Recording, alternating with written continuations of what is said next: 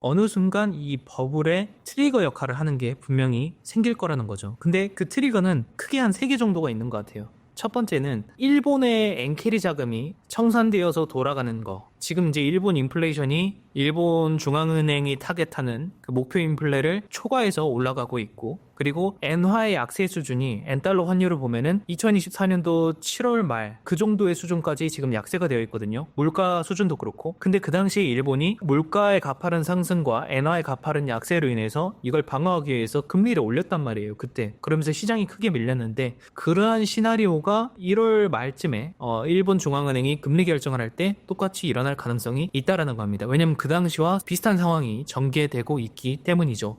그래서 일본 중앙은행이 기준금리를 또 올리기 시작을 하면은 엔캐리 청산이 더 가속화될 가능성이 있고, 그때 시장이 한번 크게 밀려나갈 가능성도 있다. 그게 하나의 트리거로 작용할 수가 있다라는 거고, 두 번째 잠재적인 트리거는 장기채 금리가 인하되는 시점이라고 봐요. 지금은 사실 기준금리와 괴리가 더 벌어지고 있거든요. 오히려 기준금리는 인하가 되고 있는데 장기채 금리는 올라가고 있는 거예요. 근데 이게 트럼프 2기 정부가 들어오고 나서 보편적 기본관세라든지 이런 걸 도입했을 때 물가가 다시 올라갈 가능성이 있고, 그게 물가 상승을 유도할 것이다. 그렇게 되면은 다시 금리를 올려야 될 상황이 올 수도 있고, 이렇기 때문에 지금 거기에 대한 이슈로 인해서 장기채 금리가 다시 올라가고 있는 이런 모습들이 나타나고 있는데, 그 움직임 자체가 지금 연준의 기조와 반대되는 움직임이 나오고 있는 거예요. 연준은 어쨌든 금리를 인하함으로써 물가 수준도 지금 적정 수준으로 계속 유지가 되고 있고, 반대로 실업률이 지금 계속 치솟고 있고 안 잡히고 있는 거예요. 근데 그 실업률도 기준금리를 인하를 계속하고 있는데도, 특히 9월, 10월, 11월에 인하를 계속 했는데도 실업률은 9월, 10월, 11월에 계속 올랐단 말이에요. 근데 그 실업률이 그 미국의 고용 데이터를 보면은 전체 고용 인원이 대부분이 그 비농업 사이드예요. 농업 사이드는 얼마 안 됩니다. 그래서 무시하셔도 되고요. 비농업 사이드인데, 그 비농업 사이드에서 가장 많은 고용을 창출하는 게 민간 사이드, 그리고 나서 정부, 이렇게 있는 거예요. 근데 제가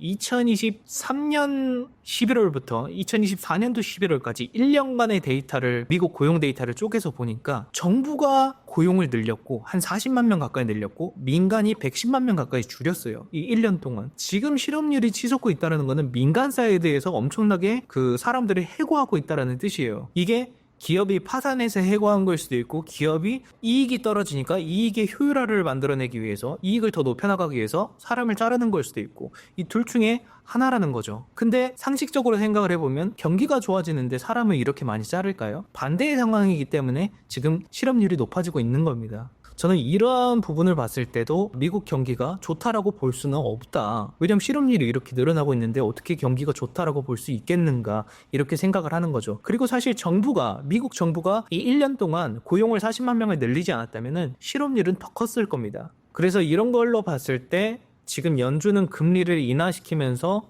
다시 기업들의 부담을 줄이고 실업률을 다시 안정화시켜야 되는 단계인데, 이게 멈추지 않고 있고, 그러한 과정 속에서 장기채 금리는 또 계속 올라가고 있는 거예요. 기존금리는 인하가 되고 있는데 정상적인 움직임이 아니다. 물론 이제 경기가 정말 좋아가지고 뭐 물가가 오르고 막 금리가 올라가면서 장기채 금리가 올라간다면 이건 정상적이기 때문에 연준이나 정부가 개입을 하지 않겠지만, 지금과 같이 시장은 안 좋아지고 있고 금리는 내려가고 있는데 장기채 금리가 오른다? 이거는 비정상적인 움직임이기 때문에 연준이나 정부가 개입해서 다시 금리를 조정시킬 가능성이 있다라고 생각을 합니다. 그래서 그렇게 됐을 때는 장기채 금리가 떨어지게 되고, 20년물 기준으로 1%의 금리가 인하가 되면은 장기채 가격은 20%가 상승하고, 그렇게 되면은 짧은 기간 동안 S&P 연간 증시 성장률과 맞먹는 수준의 그 수익을 장기채 가격 상승에서 기대할 수 있다. 그게 버블이 낀 증시에서 상대적으로 안정적인 장기채 수요 전환으로 넘어가면서 증시의 버블이 꺼지는 그 트리거로 작용할 수 있다. 이게 제가 보는 두 번째 트리거고요. 그리고 마지막 트리거는 미국 시장에 엄청난 대출이 나가 있어요. 지금 코로나 이후부터 엄청난 유동성이 풀렸지만